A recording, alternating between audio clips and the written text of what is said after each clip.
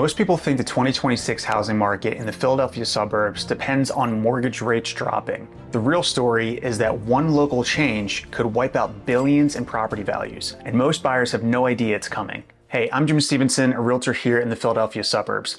I've worked with hundreds of families who are trying to figure out exactly where they should land in this area. If you're ready to narrow down your search and want help thinking through your options, go ahead and book a call with me using the link below. We'll map out what matters most to you and which towns actually fit. And if you're still in research mode, scan the QR code on screen or click the link in the description to grab my free Philadelphia Suburbs relocation guide. It'll walk you through everything you need to know before you start looking. All right, let's build the full picture for 2026. Right now, the entire region is being pulled by three forces: rates, inventory, and one wild card almost nobody outside the industry is talking about.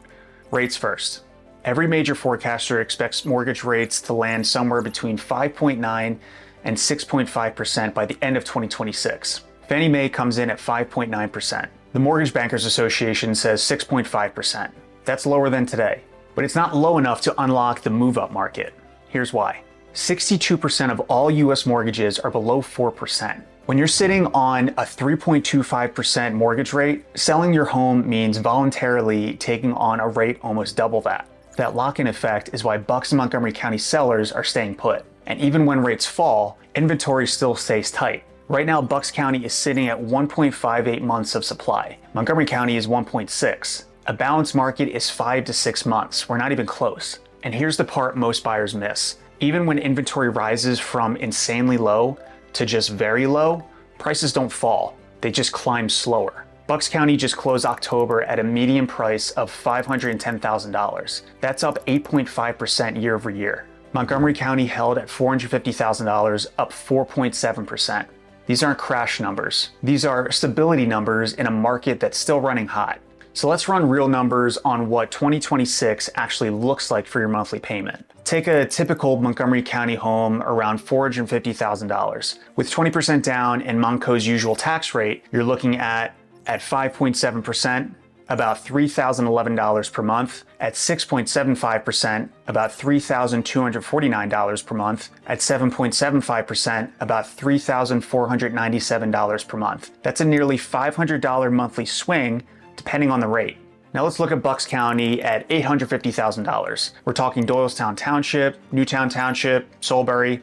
At 5.75%, roughly $5,505 per month. At 6.75%, roughly $5,956 per month. At 7.75%, roughly $6,422 per month. That's a $917 monthly difference from top to bottom. What that actually means is this: every quarter point shift in rates changes what you can buy. This isn't a demand problem, it's an affordability squeeze problem. People still want to live here, but rates decide whether they can. But here's where most buyers are about to get blindsided. That wild card I mentioned, it's SEPTA. For most people, SEPTA is just background noise, but for housing, it's a pricing engine. And in 2026, SEPTA is cutting 5 regional rail lines: the Kinwood line, the Chestnut Hill West line, the Paoli-Thorndale line, the Trenton line, and the Wilmington-Newark line. An analysis by eConsult Solutions estimates these cuts could reduce suburban property values by $12.2 billion.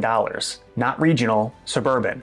If you're looking at towns along these lines, this matters. Yardley and Langhorne on the Trenton line, Paoli and Malvern and the main line on Paoli-Thorndale, Kinwood and Chestnut Hill West closer to the city, because access to regional rail can easily add a 6-figure premium to what buyers are willing to pay for the same house. It's not about loving trains, it's about not being stuck in your car for 2 hours a day if you work in Center City. Take away the line, you take away the premium. Smaller buyer pool means less competition. Less competition means downward pressure on prices. In other words, the same house on the same street can be worth less overnight just because the train stops running. So if you're buying in a town that depends on SEPTA, you need to know whether that line is staying or going. And if you're selling in one of those towns, you need to price accordingly because buyers are already starting to ask about it. Now let's break down what 2026 actually looks like county by county. Bucks County first. Bucks is still the strongest county in the region. Prices up 8.5% year over year. New listings up 7.7%. Pending sales up 16.9%. That momentum is real. But the Trenton line elimination creates a split. Doylestown Borough, Newtown, Richboro, Chalfont, they stay strong because they don't depend on that line. Yardley and Langhorne, they take a hit because losing direct rail access doesn't just inconvenience you, it shrinks your buyer pool. Montgomery County. Montco has the tightest inventory in the entire region, 1.6 months of supply. Homes are selling in 18 days. That's incredibly fast for a million-person county. This is why places like Ambler, Bluebell, Collegeville, Horsham, and North Wales have stayed resilient. But Montco has a different problem than Bucks. Almost no new construction is coming. There's no pipeline to relieve that pressure. So everything stays competitive, even if prices cool slightly. Chester County. This is the county with the strongest growth story for 2026. Not because it's cheapest, it's not, but because it has the most new supply coming. Valley Creek 55 Plus brings 317 units to Exton. River Station adds 160 units in Downingtown. Keystone's Westtown project brings 76 more. Chester County finally gets supply, but not enough to slow demand. That's why it's likely the appreciation leader next year. Delaware County. Delco has the most headwinds. Prices are barely up 0.6% year over year. Closed sales down 12.6%. But Havertown, Media, and Newtown Square stay strong because of schools. Here's where it gets interesting. Everyone loves to argue about the market like it's one thing. It's not. It's completely different depending on your price range. Let's talk price bands because this is where decisions actually get made. Under $400,000, the starter home segment. This is still the most competitive part of the market. Inventory is tight because sellers who bought between 2015 and 2021 will not give up their low rates. Multiple offers are normal. And here's proof. In Delaware County, attached homes jumped 12.8% year over year. Single-family homes rose only 3.7%. That's affordability in action.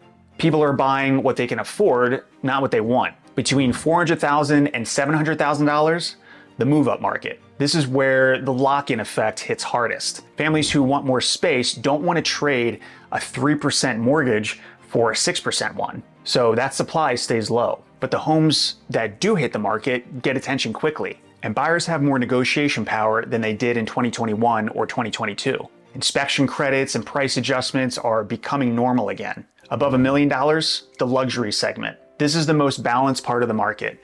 More time on market, more negotiation. Luxury buyers are less rate sensitive, but they're value sensitive. They will not overpay. Let me give you a real example of how this plays out. I worked with a family relocating from New Jersey this fall. Budget was around $850,000. They assumed they'd find plenty of options. But when we ran the monthly payment at 6.75%, plus Bucks County taxes, plus insurance, they realized that house costs about $900 more per month than they expected. We shifted to northern Bucks, Percy, Hilltown, Bedminster. Suddenly they were looking at newer homes with lower taxes and lower carrying costs. That move alone saved them nearly $700 per month, and they ended up under contract in a week. That's the power of understanding the real cost, not just the price. Now let's talk about new construction. This is one of the best opportunities in 2026. Bucks County has about 595 new units in the pipeline. Chester County has another 550 plus on the way, a lot of them in 55 plus communities. Builders are offering incentives right now. Rate buydowns, closing cost credits, upgrades. I just worked with a family who locked in a rate buydown that saved them half a point for the first 2 years. That's about $250 a month on a $700,000 purchase. You don't get that on resale homes. Here's another lever that most buyers miss. Days on market have gone up. Bucks County went from 22 days to 30 days year over year. Homes are sitting longer, which means you have time to negotiate. Sale to list ratio dropped from 99.7% to 98.5% in Bucks. In Chester County, 25% of listings had a price cut in October, averaging 5.73%. Here's what that means. If you find a house sitting for 3 weeks, you have leverage. Ask for a credit toward your rate buydown, ask the seller to cover title insurance, push back on inspection items that were non-negotiable 6 months ago. So here's the baseline forecast for 2026. Prices are expected to go up 2 to 4% across the Philadelphia suburbs with variation by county. Bucks likely sees 3 to 5%, Montco 2 to 4%, Chester 4 to 6%, Delco 1 to 3%.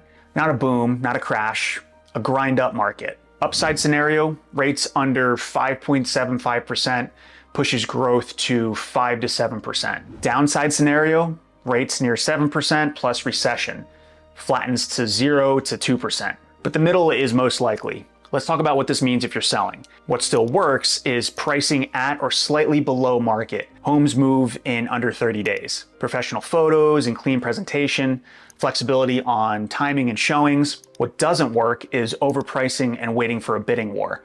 That was 2021 and 2022. Come out 10% high and you'll sit, cut, and end up below where you should have started. Refusing to negotiate.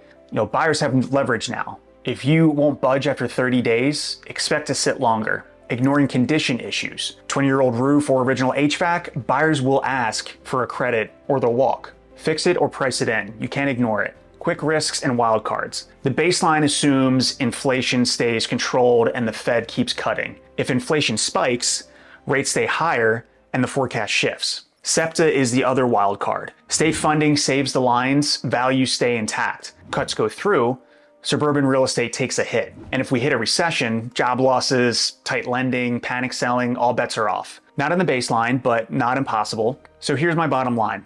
This is not a market where you get deals by waiting. It's a market where you understand the hyper-local trade-offs: schools, taxes, commute, monthly payment. If you're relocating or moving up, 2026 is not a bad year to act. Rates are expected to drift down from where they are today. Inventory is tight, and strategic buyers will find value. If you're selling, price right, present well, negotiate. Listing high and waiting for multiple offers is over. And if you're waiting for 4% rates, you'll be waiting a long time. Lock-in effect isn't going away. Inventory won't double. Strong school districts won't crater. The best time to buy is when you're ready and you've found the right place, not when the market is perfect. The market is never perfect. Book a call with me if you want to figure out your next move. We'll look at your numbers and options. And grab my free Philadelphia Suburbs relocation guide. The link is in the description. Thanks for watching.